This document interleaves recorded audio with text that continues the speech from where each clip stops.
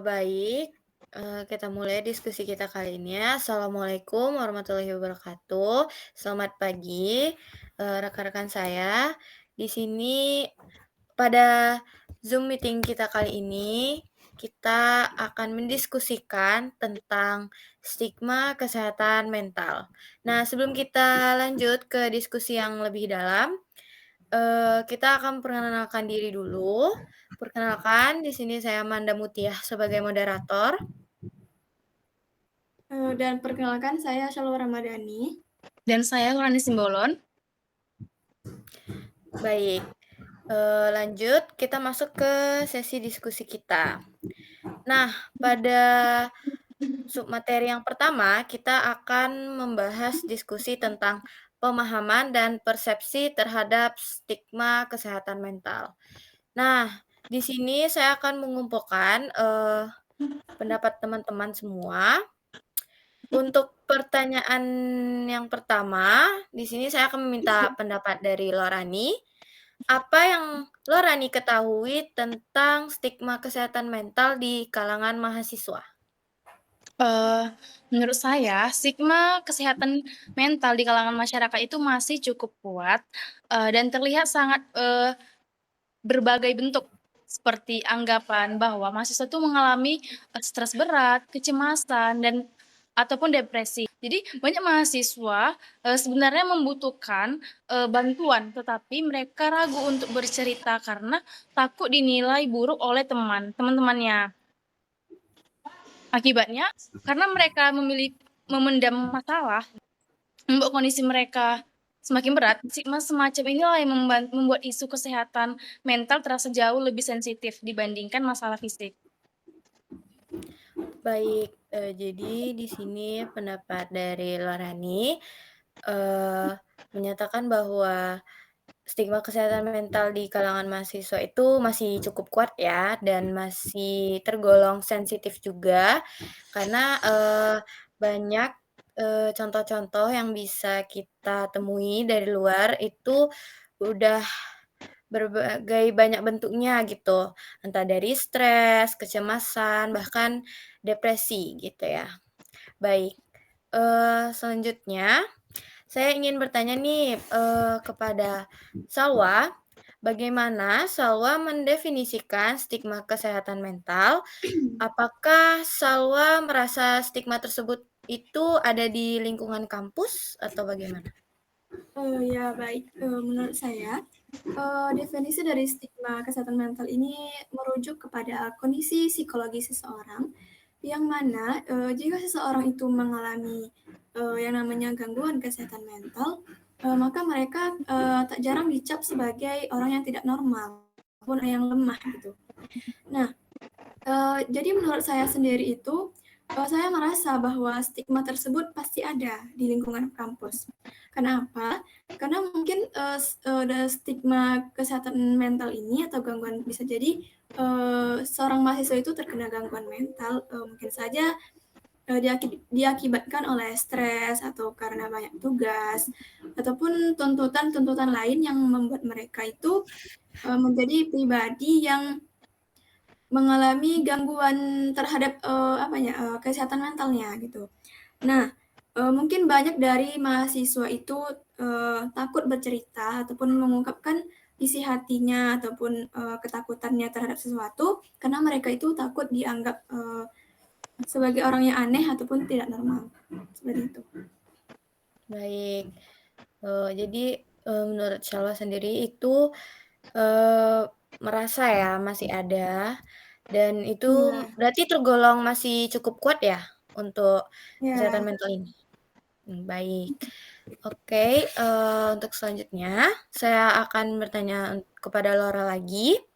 Menurut Lora nih, mengapa sih, kesehatan mental itu sering dianggap tabu atau dipandang negatif di masyarakat atau kampus gitu? Menurut saya sendiri ya, Baik, selanjutnya di sini saya akan menanyakan pendapat Lorani lagi. Menurut Lorani, mengapa kesehatan mental itu sering dianggap tabu atau dipandang negatif di masyarakat maupun dari kampus? Kesehatan mental itu sering dianggap tabu ya, di lingkungan masyarakat, karena masyarakat tersebut tuh kurang memahami, eee, gangguan mental yang sebenarnya. Jadi, banyak masalah psikologis itu hanya terjadi karena banyak yang bilang karena kurang ibadah, karena kurang bersyukur, atau tidak, cukup secara emosionalnya. Jadi, di kampus tuh tekanan akademik juga mempengaruhi. Jadi nilai yang tinggi itu harus membuat budaya harus kuat, jadi semakin melekatlah budaya, eee, emosionalnya. Jadi akhirnya mahasiswa tuh merasa terlihat bebek saja meskipun sebenarnya mereka tidak bebek saja. Nah, kurangnya edukasi, minimnya, ruang aman untuk bercerita, serta budaya menyepelekan keluhan mental, membuat isu ini tetap dianggap tabu dan dihindari untuk secara terbuka. Baik. Nah, jadi di sini, dari pendapat Lorani, bahwa kesehatan mental itu masih dianggap tabu ya berarti di Iya. kalangan masyarakat, maupun pihak kampus gitu. Nah, baik, kita masuk ke sesi diskusi, ke materi yang kedua tentang pengalaman pribadi atau orang lain terkait stigma kesehatan mental. Nah, di sini saya akan bertanya pendapat Syalwa. Apakah Syalwa pernah merasa atau melihat adanya stigma terhadap seseorang yang bisa mengalami masalah kesehatan mental di kampus?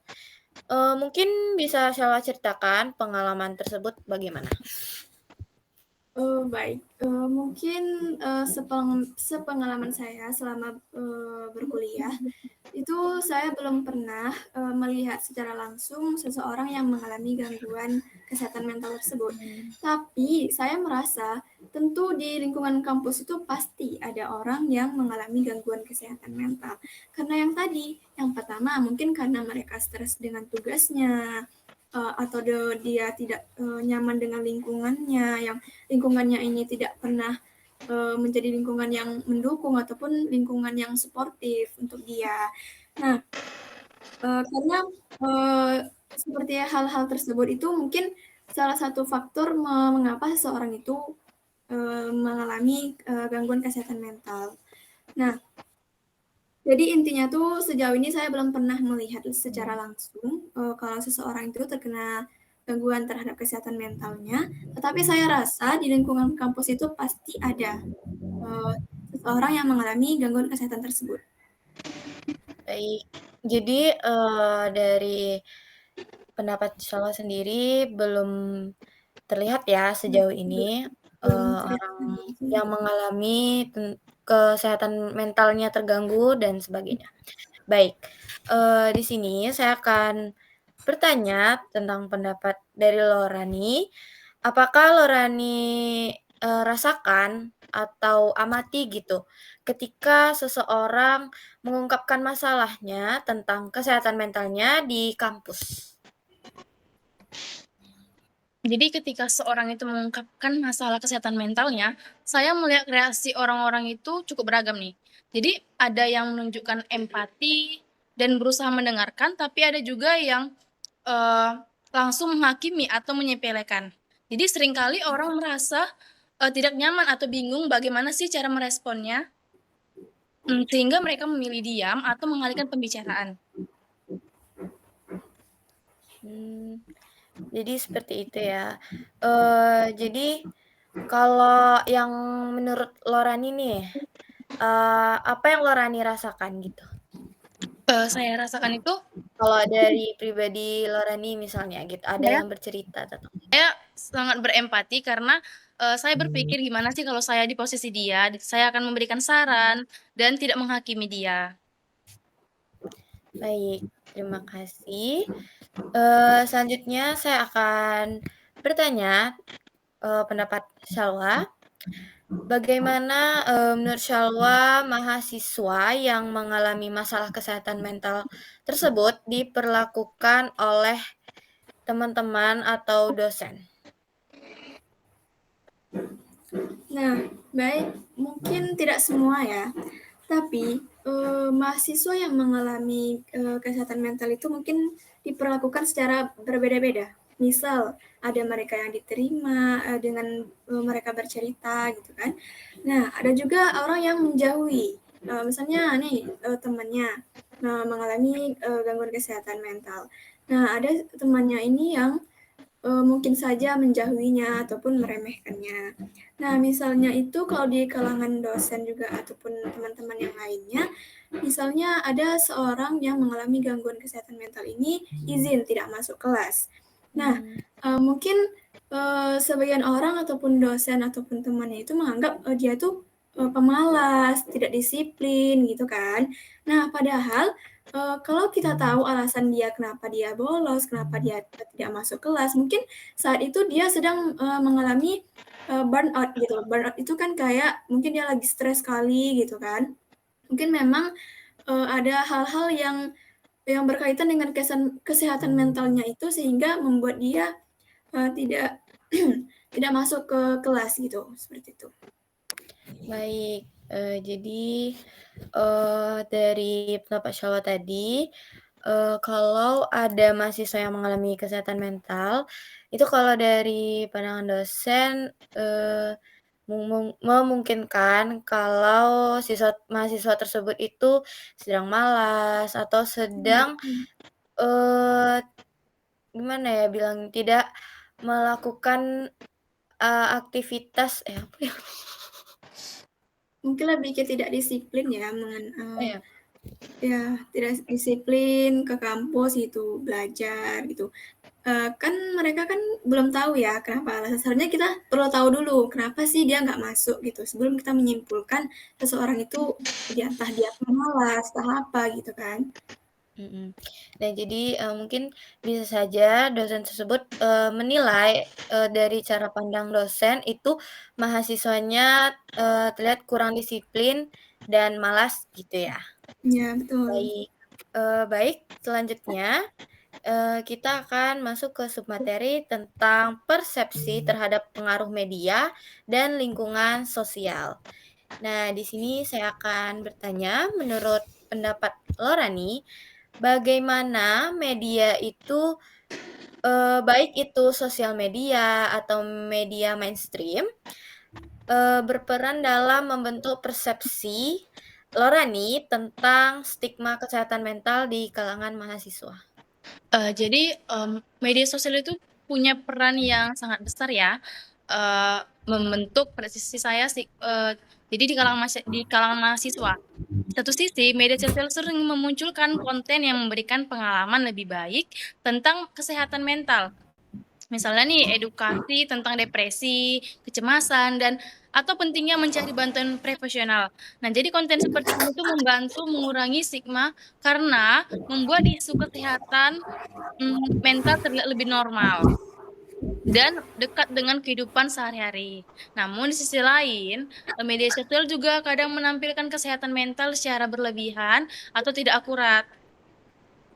Seperti itu ya menurut saya. Baik, jadi, begitu ya pendapat dari Lorani, tentang media itu, di satu sisi itu media sosial itu sering memunculkan konten yang positif ya, Iya, atau betul bisa sekali. kita bilang kategori edukasi. Nah, di satu sisi lainnya itu ada juga yang menampilkan, tentang kesehatan mental itu Secara secara berlebihan, berlebihan iya, atau tidak akurat. tidak akuratnya Iya, dan bisa menimbulkan kesalahpahaman. kesalahpahaman dari berbagai pihak ya. Oke, baik. Selanjutnya saya akan bertanya kepada Salwa, apakah Salwa, pernah merasa adanya pengaruh dari lingkungan sosial, baik itu dari teman, keluarga, ataupun masyarakat, itu yang memperburuk atau justru malah memperbaiki pandangan tentang kesehatan mental? Dan itu mencakup dalam hal apa saja ya? Ya, saya merasa bahwa lingkungan sosial itu sangat berpengaruh ya bagi pandangan terhadap kesehatan mental tersebut. Nah, jadi jika kita berada di lingkungan yang teman kita itu selalu mendukung, keluarga yang tidak menghakimi gitu kan. Intinya lingkungan kita tuh selalu suportif gitu. Nah, sehingga sifat keterbukaan kita terhadap kesehatan mental itu bakal dianggap oleh orang-orang itu sebagai hal-hal yang positif, bukan hal-hal yang negatif. Nah, jadi bagi orang yang merasa dia mengalami gangguan terhadap kesehatan mental itu, jadi tidak malu ataupun tidak takut untuk mengungkapkan apa yang ia rasakan, ataupun dia bisa bercerita atau meminta bantuan terhadap kondisi yang sedang ia alami. Nah, sebaliknya, jika lingkungan sosial seseorang itu tidak mendukung, temannya tidak suportif, keluarga yang selalu menghakimi dia. Nah, pandangan terhadap kesehatan mental itu seperti yang disebutkan oleh Laura tadi bakal menjadi tabu. Maka apa sih tentang kesehatan mental itu tuh gak penting ya seperti itu ya.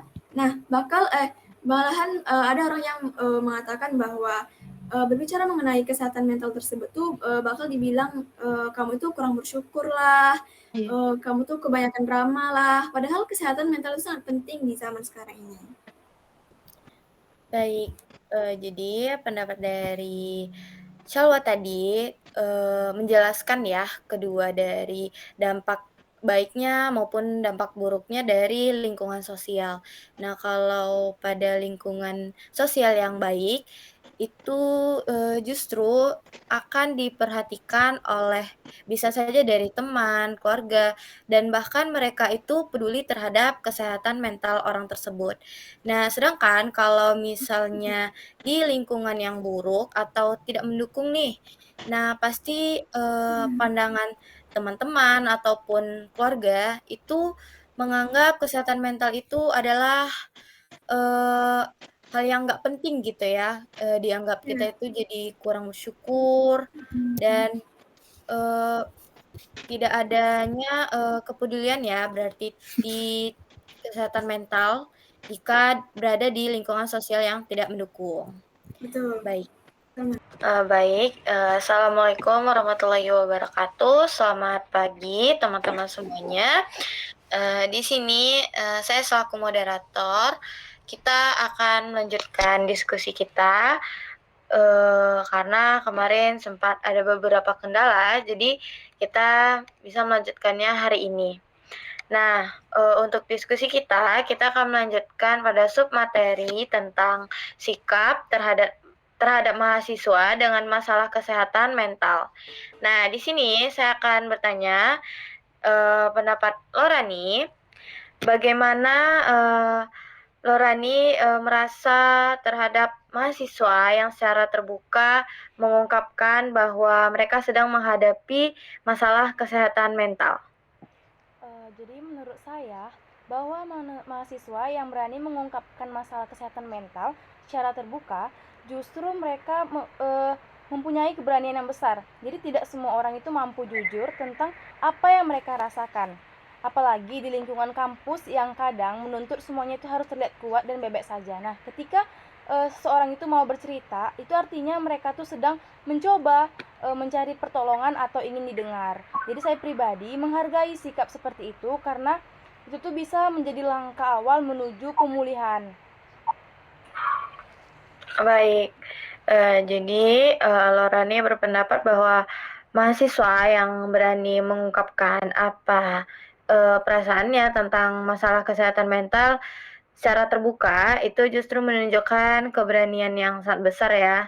Tapi tidak semua orang ya bisa memberikan respon yang baik. Malah ada yang memberikan respon yang positif dan bahkan yang merespon tidak memberikan tidak justru sebagian dari mereka ada yang memberikan respon yang positif dan ada yang merespon itu hal yang biasa saja ya. Baik, jadi selanjutnya saya akan bertanya pendapat Shalwa. Apakah ada perbedaan sikap yang Shalwa temui nih ketika seseorang mengalami masalah kesehatan mental dibandingkan dengan masalah fisik yang terlihat? Mengapa bisa begitu? Baik, tentunya ada perbedaan sikap ketika seseorang mengalami masalah kesehatan mental dibandingkan dengan masalah fisik. Untuk masalah fisik sendiri itu, karena fisik itu sifatnya terlihat, nah misalnya dia lagi sakit nih, nah orang-orang yang di sekitar itu akan percaya, ataupun tentunya mereka akan kasihan karena melihat kondisinya. Nah, mereka akan otomatis memberikan bantuan. Sedangkan berbicara tentang kesehatan mental itu, karena mental itu tidak terlihat atau sifatnya kepada merujuk kepada batin. Nah, karena kesehatan mental itu tidak terlihat, otomatis orang-orang di sekitarnya pun juga tidak akan percaya, sehingga mereka akan meremehkan kondisi tersebut. Baik, jadi di sini pendapat Syawa, ada ya berarti perbedaan dari sikap di saat orang mengalami masalah kesehatan mental dibandingkan dengan masalah fisik. Banyak kita temuin kalau soal permasalahan fisik itu bisa kita lihat ya secara langsung dan orang-orang pun percaya gitu.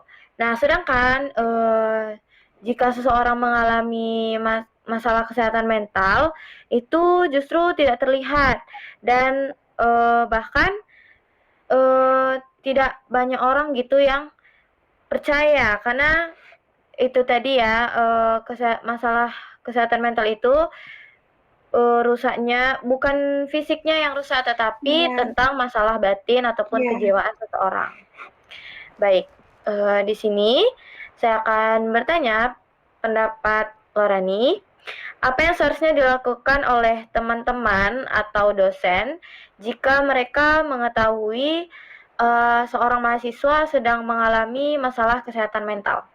Oke, jadi jika teman atau dosen mengetahui bahwa seseorang mahasiswa itu sedang mengalami masalah kesehatan mental, seharusnya itu mereka memberikan dukungan secara emosional, dan ruang aman untuk bercerita. Jadi teman-teman tuh bisa mulai dengan mendengarkan tanpa menghakimi, tidak menyepelekan perasaan, dan mendorong mahasiswa tersebut untuk mencari bantuan. Nah, jadi dosen juga bisa lebih fleksibel, misalnya nih memberikan keringanan tugas atau waktu tambahan, serta menunjukkan empati dengan cara yang sederhana, seperti bertanya kabar atau menyediakan waktu untuk berdiskusi. Baik, tadi di sini pendapat Lorani, kalau dari sebagai teman ya, udah pastinya kita memberikan dukungan nih kepada teman kita melalui secara emosional dan ruang aman untuk tempat ia bercerita ya.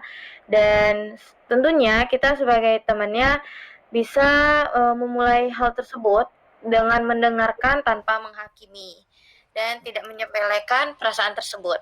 Nah, jika sebagai dosen, dosen tentunya memberi keringanan tugas atau memberi waktu tambahan kepada mahasiswa karena dengan hal itu menunjukkan rasa empati terhadap mahasiswa yang sedang mengalami kesehatan mental. Baik teman-teman sekalian, di sini kita akan melanjutkan diskusi ke submateri yang kelima tentang stigma dan akses ke layanan kesehatan mental. Nah, di sini saya akan bertanya bagaimana pendapat Shalwa, sejauh mana stigma kesehatan mental mempengaruhi keputusan mahasiswa untuk mengakses layanan konseling atau dukungan kesehatan mental di kampus. Baik, menurut saya, stigma kesehatan mental itu sangat mempengaruhi keputusan mahasiswa dalam mengakses layanan konseling yang ada di kampusnya. Tapi, banyak dari mahasiswa tersebut yang sebenarnya mereka ingin mencari bantuan. Akan tetapi mereka ragu dan juga takut karena mereka takut dianggap lemah, tidak normal, ataupun mereka takut dianggap sebagai seseorang yang tidak bisa menyelesaikan masalah sendiri. Nah, jadi walaupun kampus itu menyediakan fasilitas konseling dengan baik, tapi mahasiswa itu tidak berani memanfaatkannya, maka mereka tidak akan bisa mendapatkan bantuan tersebut karena dari awal mereka sudah takut dan ragu untuk mengakses layanan konseling yang ada di kampusnya. Baik, jadi di sini menurut pendapat Shalwa tentang stigma kesehatan mental itu sangat mempengaruhi ya keputusan mahasiswa untuk mengakses layanan konseling di kampus. Nah, seperti yang kita lihat sekarang juga masih banyak ya berarti mahasiswa yang, ragu nih atau takut untuk memanfaatkan layanan konseling di kampus mereka, karena takut dianggap, lemah atau, nggak normal gitu ya, dan tidak bisa menyelesaikan masalahnya itu secara sendiri gitu. Baik, di sini saya akan bertanya kepada Lorani, apakah ada eh, baik, di sini saya akan bertanya pendapat Lorani, apa yang menurut Lorani dapat mengurangi rasa malu atau rasa takut bagi mahasiswa untuk mencari bantuan terkait masalah kesehatan mental? Nah, jadi untuk mengurangi rasa malu dan rasa takut ketika ingin mencari bantuan, mahasiswa itu membutuhkan lingkungan yang aman dan sportif. Nah, edukasi ini sangat penting agar mahasiswa mengetahui bahwa masalah kesehatan mental itu justru bukan aib. Selain itu, kampus dapat menyediakan layanan konseling yang menjaga kerahasiaan secara ketat sehingga mahasiswa itu lebih aman untuk datang tanpa takut diketahui oleh orang lain. Baik, jadi di sini pendapat dari Lorani itu pentingnya ya berarti edukasi agar mahasiswa tersebut itu mengetahui bahwa masalah kesehatan mental itu adalah hal yang wajar dan bukan sebagai aib ya. Dan selain itu juga kampus juga bisa menyediakan layanan konseling yang menjaga ketat kerahasiaan mereka ya. Baik, di sini saya akan bertanya pendapat Syalwa.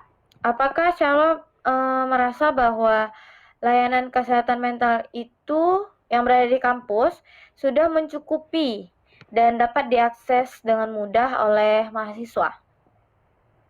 Sebelumnya saya kurang tahu banyak ya mengenai layanan kesehatan mental di kampus karena kita semua sama-sama tahu karena kita masih dari era-era maba ya. Nah, karena saya belum pernah berkonsultasi ke sana, tapi saya merasa bahwa layanan kesehatan mental kampus ini pasti sudah cukup memadai dan juga bisa diakses oleh semua mahasiswa. Namun, balik lagi ke masalah awal. Walaupun tersedianya fasilitas konseling di kampus itu secara baik, tetapi dari mahasiswanya sendiri tidak mau untuk mengakses konseling tersebut tetap saja karena dari awal mereka takut untuk mengutarakan perasaannya atau membagikan masalahnya ke konseling yang ada di kampus. Baik, jadi dari pendapat Syalwa sendiri bahwa Syalwa belum pernah ya untuk berkonsultasi ke layanan kesehatan mental yang ada di kampus. Tapi Syalwa merasa bahwa layanan konseling di kampus itu sudah memadai ya, dan sebenarnya mudah untuk diakses oleh mahasiswa. Cuman banyak dari mahasiswa itu masih ada rasa takut ya atau bahkan ragu untuk berkonsultasi. Betul. Baik, teman-teman sekalian, di sini kita akan melanjutkan diskusi kita ke yang tahap terakhir ya, tentang solusi untuk mengurangi stigma kesehatan mental di kampus. Nah, di sini saya akan bertanya nih, bagaimana pendapat Lorani? Apa yang menurut Lorani bisa dilakukan oleh mahasiswa untuk membantu mengurangi stigma kesehatan mental di kampus?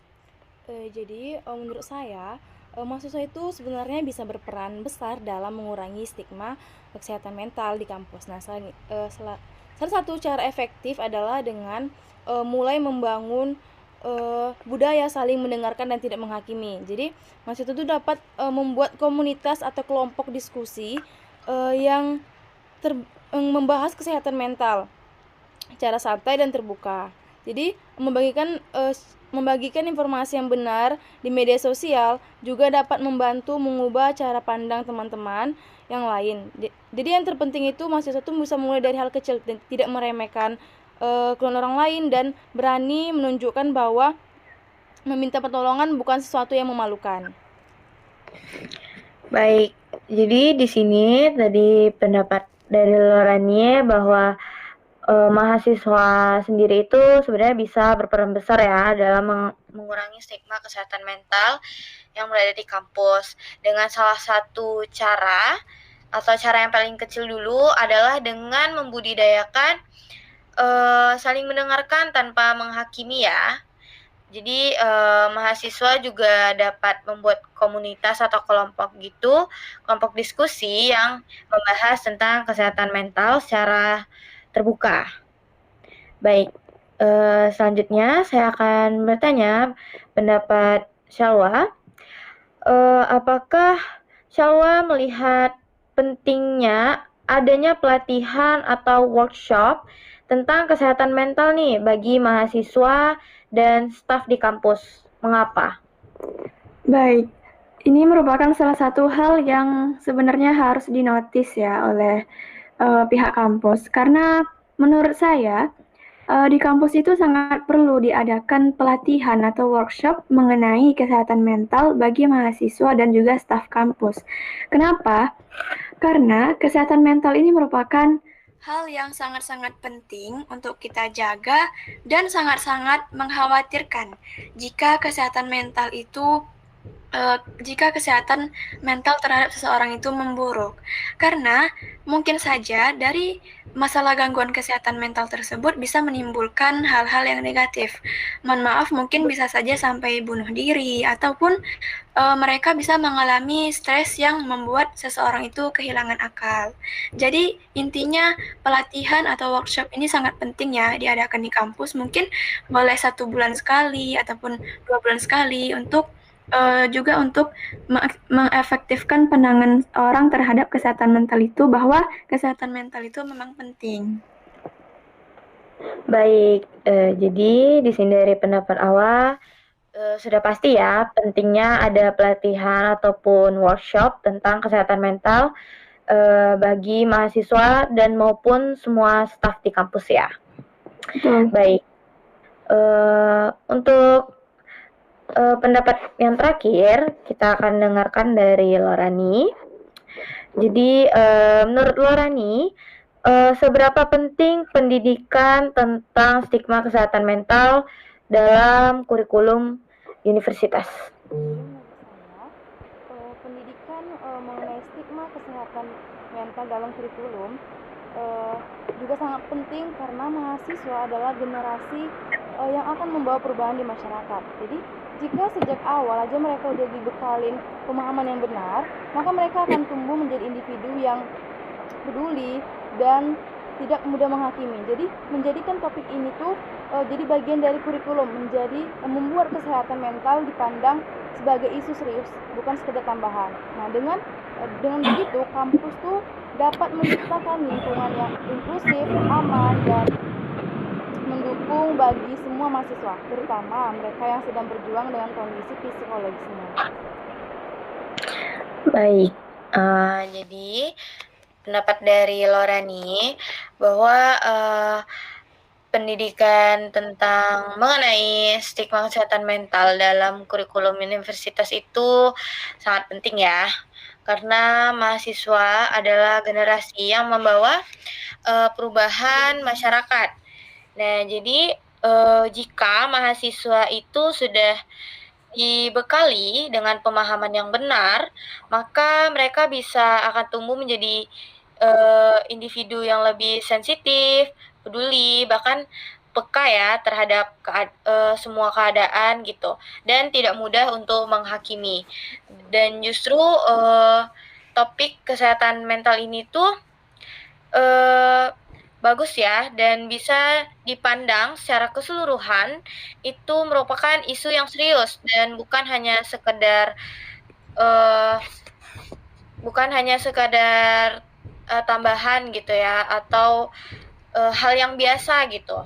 Nah, jadi mungkin kampus dapat menciptakan kurikulum itu dengan menambahkan tentang stigma kesehatan mental agar lingkungan kampus bisa menciptakan lingkungan yang lebih inklusif, aman, dan mendukung semua pendapat mahasiswa. Jadi, pihak kampus itu dapat menciptakan lingkungan yang lebih inklusif, aman, dan mendukung bagi semua mahasiswa, terutama mereka atau seorang mahasiswa yang sedang berjuang dengan kondisi psikologisnya. Baik, di sini teman-teman berakhir pula pertanyaan tentang pendapat dan diskusi kita pada hari ini.